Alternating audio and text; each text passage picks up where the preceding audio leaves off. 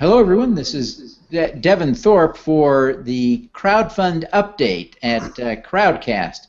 We're excited to have you here with us today, and we've got a very special guest with us today.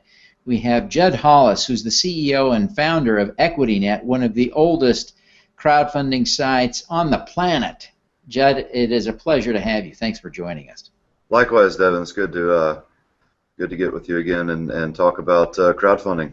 Yeah. So tell us what's new. What's going on? Well, there's a lot going on.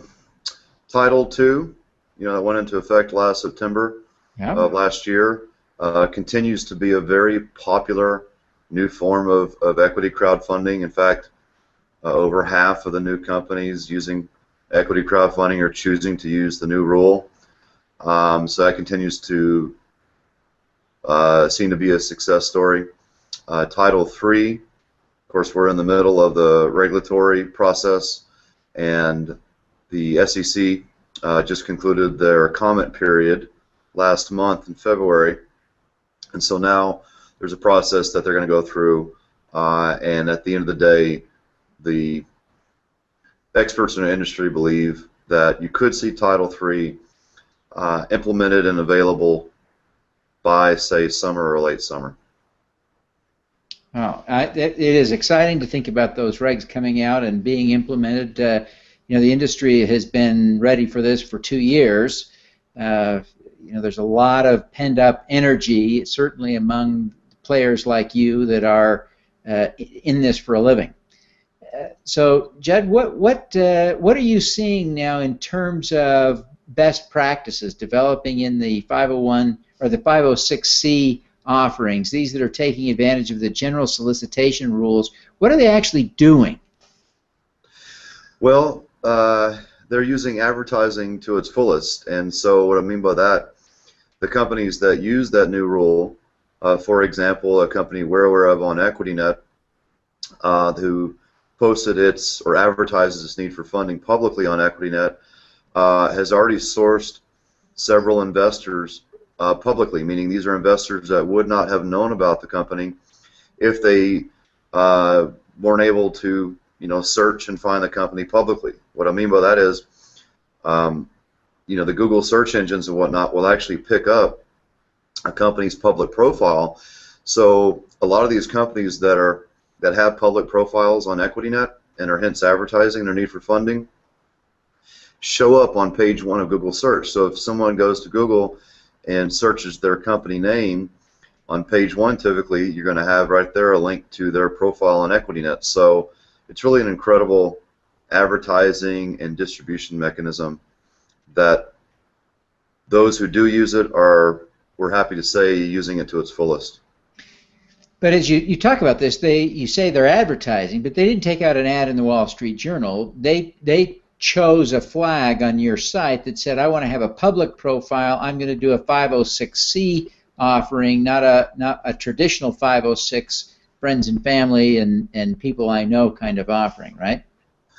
Yes, that's correct. And the first place you've seen this type of advertising utilized is where you would expect it, on the web, where it's easiest to advertise yourself, that being on EquityNet. And you've also seen some people, advertising their need for funding on LinkedIn, their company profile on LinkedIn, or even Facebook.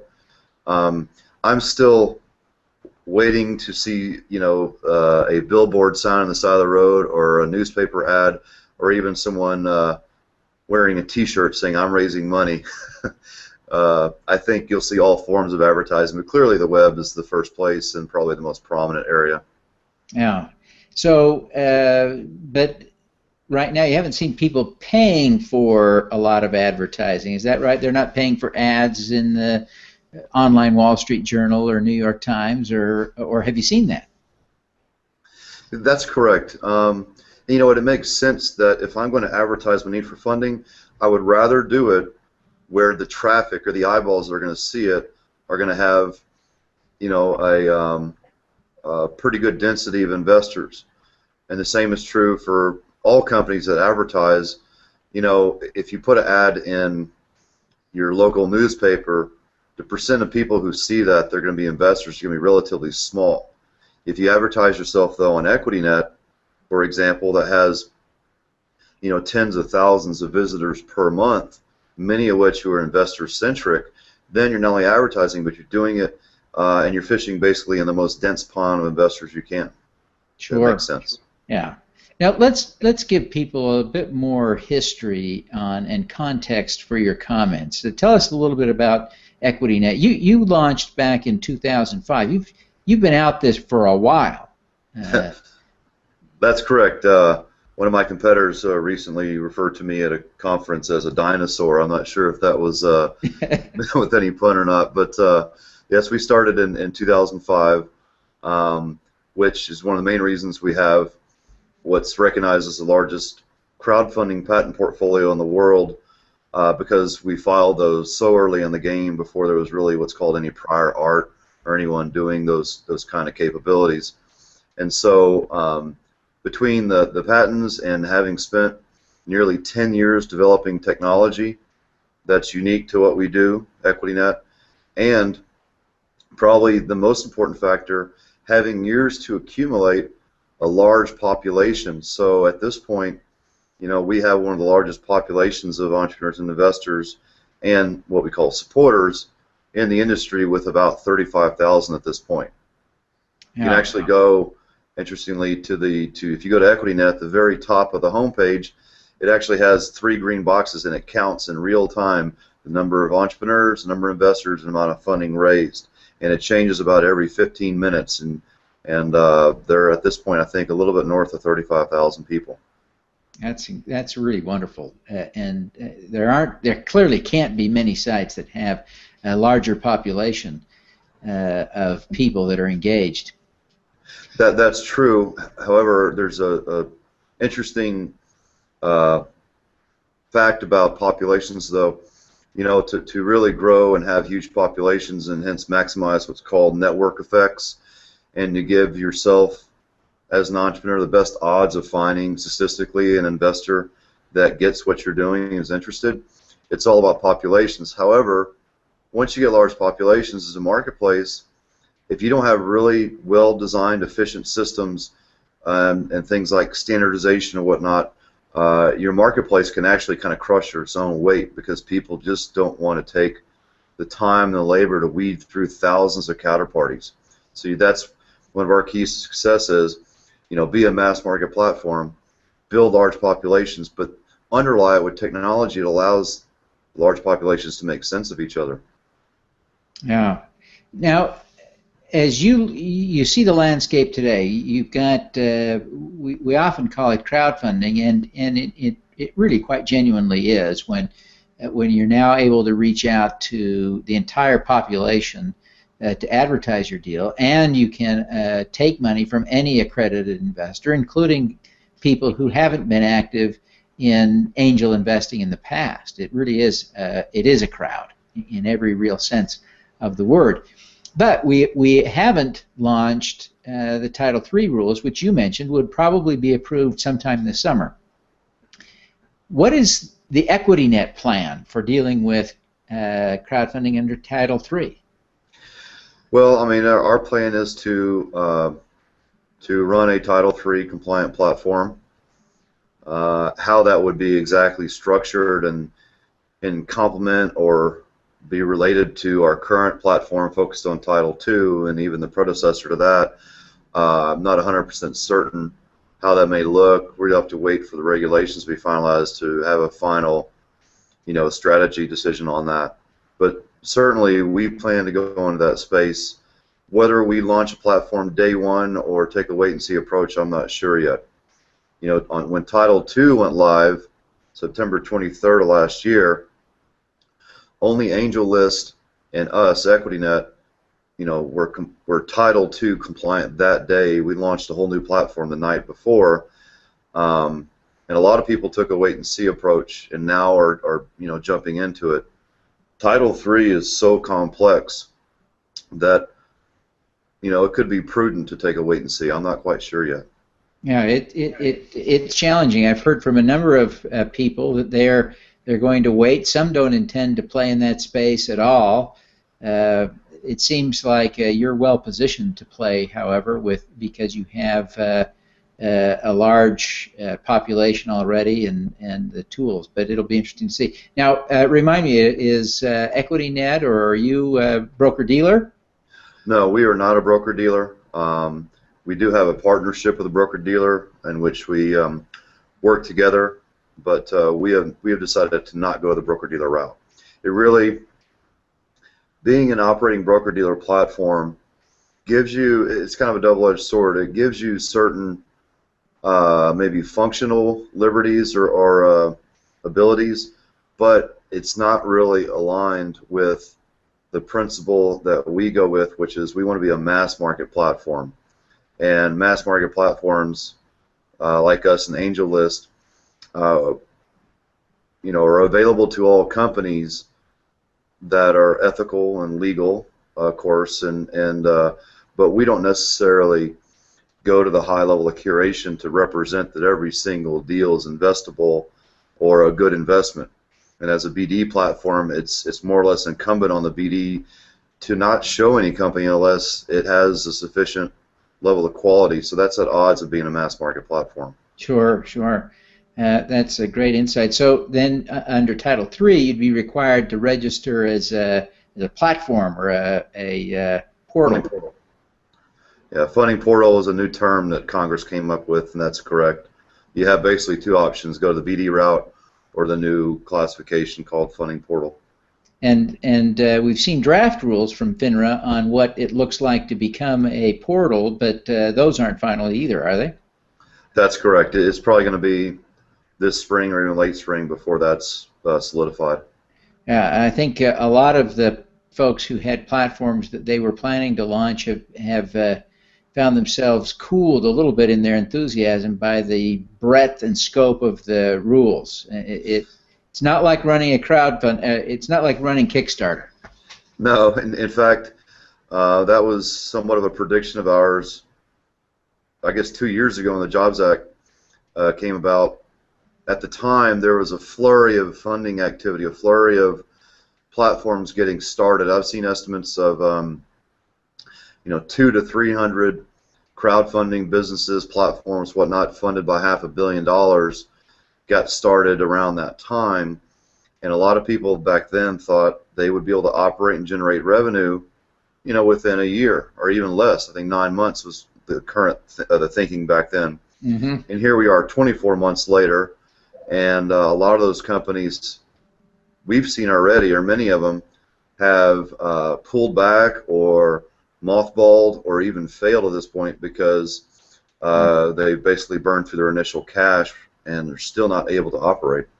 Yeah, it's very challenging, and it'll be interesting to see now who comes to the table with Title III offerings.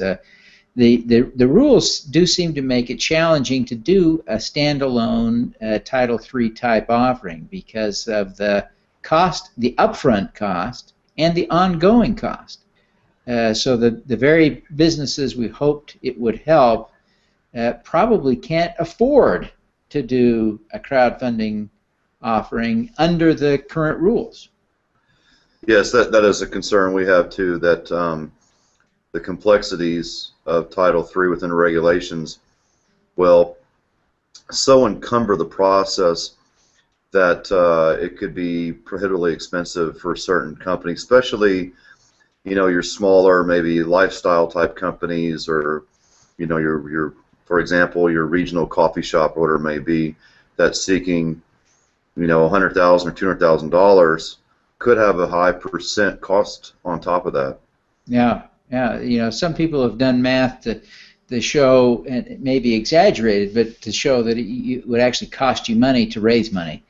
Well, we take a somewhat optimistic view, though. I've seen some estimates that were really high, and in terms of audit costs and things like that, compliance.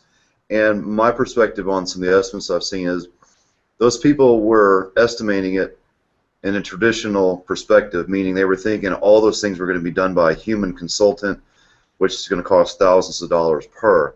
When in fact, when you look at our industry, there are many platforms and service providers who are creating fully automated software solutions, all web-based, database systems for audits and compliance. Well, not necessarily audits, but for compliance and reporting and whatnot. So we believe, the industry will probably streamline and at least semi-automate several of these tasks so they can lower the price point significantly. Yeah, if you found a way to cut, I know I ran a small business, a broker-dealer for a number of years, and had audits done every year, and it was far less than $10,000 a year. It was a very small firm, but some of the estimates for what it costs I've seen for audits are in the range of $40,000, and yeah, it costs that much to audit a $5 million business, but a true startup that's looking for its first capital doesn't have that much to audit, and it wouldn't be $40,000 to audit a startup, would it? You're exactly right. In fact, when you look at the research we did, we analyzed over 1,000 companies that have used EquityNet, and hence that's a good sample size of what the business domain looks like, who is attracted to equity crowdfunding.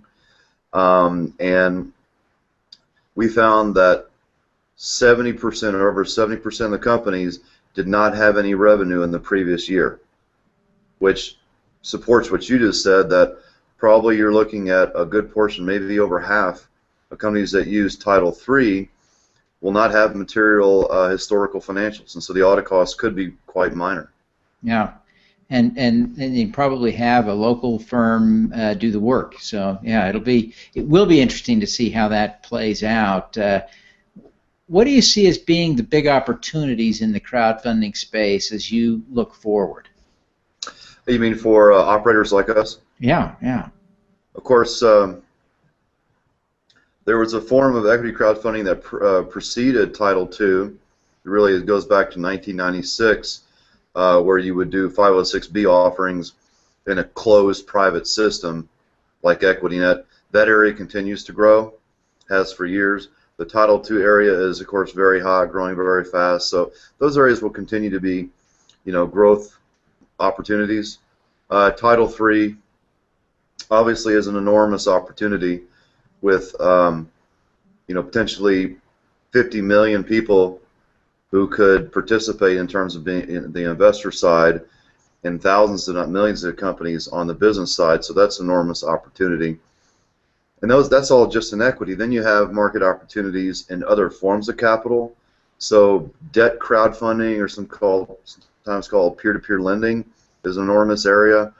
You have specialized area like donation or reward-based crowdfunding, like Kickstarter is a good example, and even some other radical areas like revenue royalty crowdfunding, where a company pays back money as a % of revenue. And then you've got international opportunity, expansion opportunities. So there's really a lot of areas that companies like us could go into. Yeah, well, it looks like a bright future, Judd. Now remind people how they find you. It's EquityNet.com, right? That's correct, EquityNet.com. We also have, I like to say this because not many do, we have very prominent phone numbers, and if you call, someone picks up the phone. So we really take this seriously and operate like a serious financial services firm would in the public markets. So what's your phone number? 866-542-3638. That's tremendous. It's been a long time since I got a phone number from anybody. I'm way too new school to call anyone on the phone. I get their Hangout address and hang out. I guess I'm a little old school in that way. I want someone, if they have questions, to be able to call. I suspect that a lot of your investors are old school and like to pick up the phone. So I would like to add that it's free to sign up at EquityNet if you're a business or an investor. It's free to sign up. It's free to create a funding profile and actually use Title II. The only time you get into any fees is when you want to get into business planning or actually messaging investors and whatnot. But to get started is entirely free. Very cool. Well, Judd, I really appreciate you taking time with me today. It's been fascinating to catch up and to hear more about what you're doing and what's new with you, and I certainly wish you all the best. Thank you very much, Devin. Look forward to our next call. All righty. Let me just remind people that they can follow Crowdcast at crowdcastnetwork.com and at Crowdcast TV on Twitter. Thanks, Judd. Thank you, Doug. All righty. Let's do some good.